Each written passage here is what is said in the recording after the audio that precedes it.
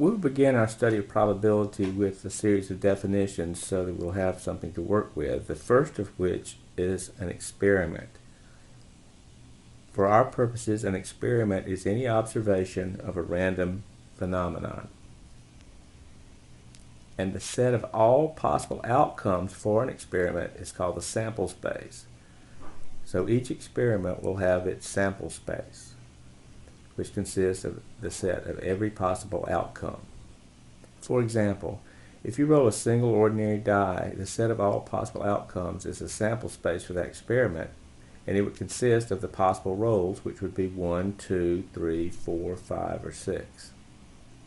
If you were to toss a coin twice and record each result as being either head or tail for each toss, then the sample space would be HH, HT, TH, TT, all put into a set, is the sample space for that experiment. Now suppose you toss a pair of dice and look at the possible results for that. I prefer to write this as a 6 by 6 square because it seems to organize it better than just writing it out into a set. So for instance, if the first roll is a 2 and the second roll is a 2, this would be the result. If the first roll were a 4 and the second roll were a 3, that would be the result. And that 6 by 6 square gives you every possible element of the sample space for that experiment. I mean, look at what happens if you write it out into an ordinary set with 36 elements. Let's take another example. Suppose you have a spinner, as is shown on the right, with a red section, a blue section, and a yellow section.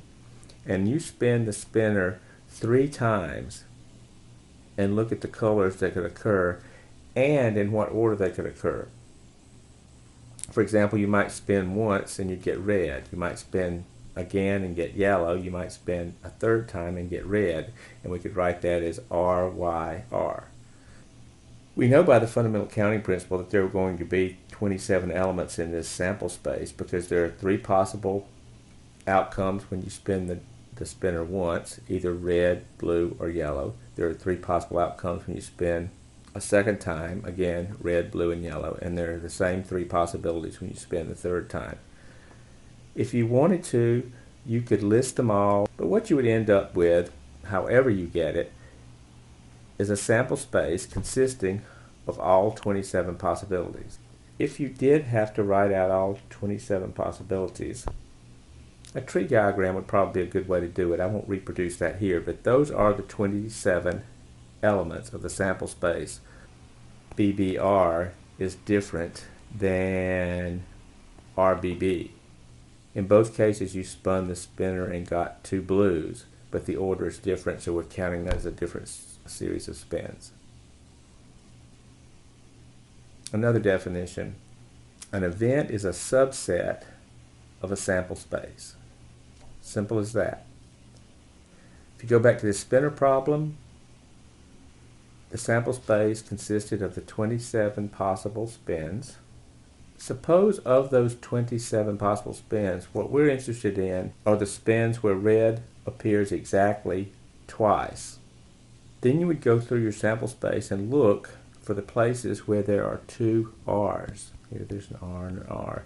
And if you listed each of those, you would see that there are 1, 2, 3, 4, 5, 6. Those 6 elements of the sample space taken as a subset of the sample space is called an event. It's the event that red appears exactly twice. Let's talk a little more about events. In general, an event having only one possible outcome is called a simple event. For example, if my event were rolling a number greater than 5 when I'm rolling an ordinary die, there's only one die roll greater than 5, and that is 6. So that would be a simple event. Another example, what if the event equal to the entire sample space were under consideration?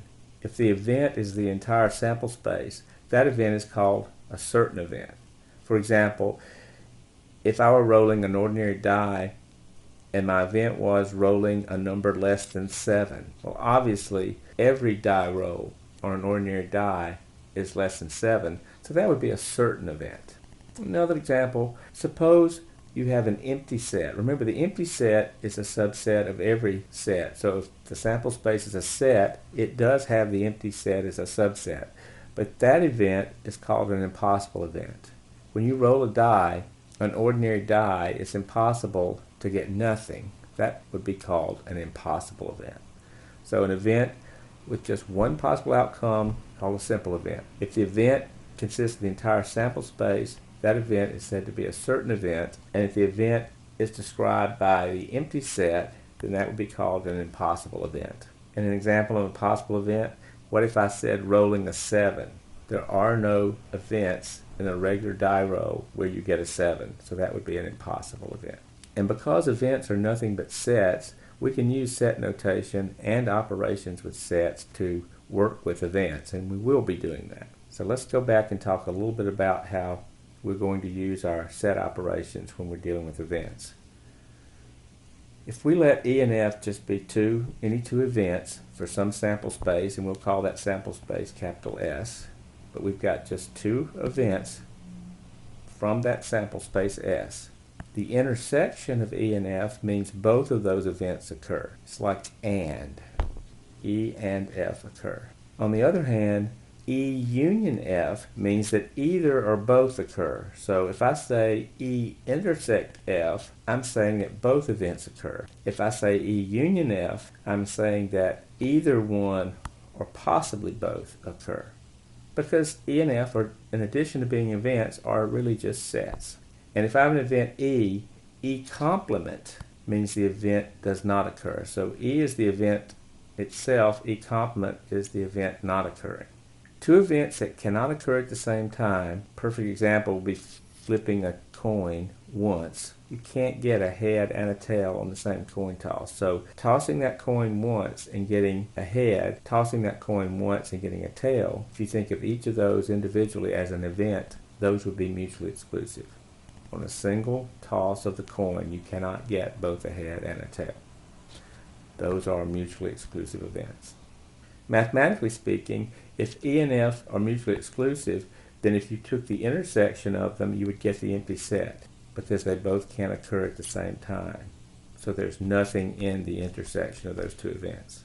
And by definition, of course, mutually exclusive events have to be disjoint sets, because this is the definition of disjoint, that the intersection is the empty set.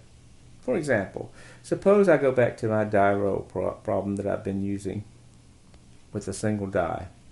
If I take two different events on that sample space, I'm going to call the set containing 1, 3, and 5 O for odd, and I'm going to call the set 2, 4, 6 E, I'm thinking even. If those are the two events when I roll a single die, those two events are mutually exclusive, because when I intersect O with E, there's nothing in common between the odds and the evens, so I get the empty set. Well, with all these definitions sort of behind us, we can begin our actual study of probability. First, the definition. The probability of an outcome in a sample space, capital S, is a number between 0 and 1 inclusive. Inclusive means it could be 0, it could be 1, and it could be any number between those two numbers. But it has to satisfy these conditions. If you add up the probabilities of all possible outcomes, you have to get 1. And the probability of an event E, and the way we write the probability of an event E, is capital P with E in parentheses. We read that the probability of E, or you might say the probability of event E. But in any case, the probability of an event E is just the sum of the probabilities of the outcomes that make up the set that is described by E. For example, if E were the evens. If you put all this together, there are really three basic properties of probability. Probability has to be between 0 and 1 inclusive. Secondly, the probability of the empty set is 0. An impossible event has a probability of 0. And thirdly, the probability of the entire sample space is 1. So the probability lies between 0 and 1 inclusive. The probability of an impossible event is 0. The probability of a certain event is 1. One way to assign probabilities is called the empirical assignment, and it's based on the relative frequency of the event. If we perform an experiment over and over again, you might think tossing a coin, that'd be a perfect example. Just toss a coin over and over again. And if E is a possible event of that experiment, then using the relative frequency interpretation of probability, we can estimate the probability of E as follows. You take the number of times that the event E occurred, and you divide that by the number of times the experiment's performed. And again, the perfect example is a coin toss example. I think if you picture that in your mind, you can see how that probability as a relative frequency makes perfect sense. Suppose I say a drug company is testing a new flu vaccine, and the patient is injected with the vaccine and observed for side effects. And suppose this is done 100 times, and this table represents the possible, and this table represents the results of those 100 injections. In 72 cases, there were no side effects. In 25 cases, there were some mild side effects, and in 3 cases, there were severe side effects. Then if I wanted to define the probability of a severe side effect using the relative frequency interpretation, I would simply take the number of times that I got the severe side effects and divide by the number of times that the vaccine was given, which is 100. And I would say that the probability of a severe side effect is 3/100ths, or 0.03. That's the relative frequency interpretation of probability, and we get it by an empirical procedure. That is, we just perform the experiment over and over again and get counts and use those counts to form the probability. If we want to calculate the probability of an event from a sample space with equally likely outcomes, we can also do it this way. And I can't emphasize how important the phrase equally likely outcomes is in this definition, because this will not work if the outcomes are not equally likely. But I'm going to call this the basic probability principle. It says if S is an equally likely sample space and the event E is a subset of that sample space, then the probability of that event occurring is simply the number of times the event occurs in my experiment divided by the number of times I did it. That's called the basic probability principle, or at least that's what I will be calling it. And instead of writing out so many words, I will write the number of times an event E occurs as small n with E in parentheses. We already know that when we write a small n with parentheses, we're saying the number of elements of. So that's just another way of saying the number of elements in the set E, which is the event occurring, divided by the number of elements in the sample space. That's the basic probability principle. I said this earlier, but I can't emphasize this enough. This is an extremely powerful result, and we're going to use it over and over and over again. But it only applies when the elements of the sample space are equally likely to occur. Again, as I said earlier, flipping a coin that's not biased, a fair coin, is probably the easiest way to think of equally likely events, because the probability of getting a head would be the same as the probability of getting a tail on any individual toss, because they're equally likely to occur. If someone weighted the coin so that it was more likely to come up heads, then this basic probability principle would not help us at all in calculating the probability of the event. Let's look at this example. Suppose Alice and John agree to flip a fair coin to settle some sort of dispute they're having. What is the probability that the coin comes up heads?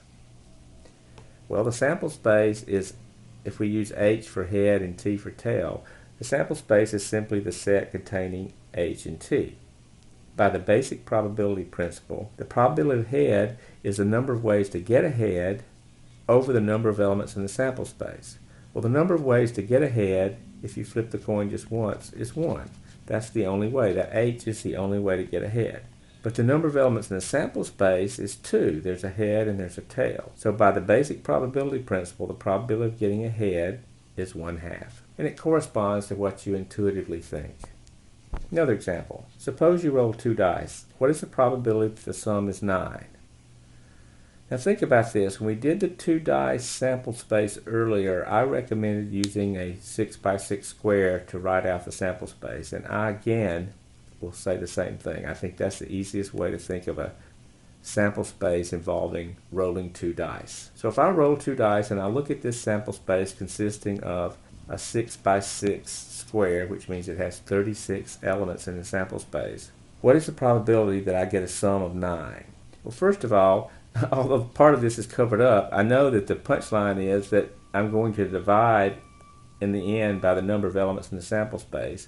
And as I can see, there are 6 rows and 6 columns, so there are 36 elements in the sample space, and that will be the denominator of the answer.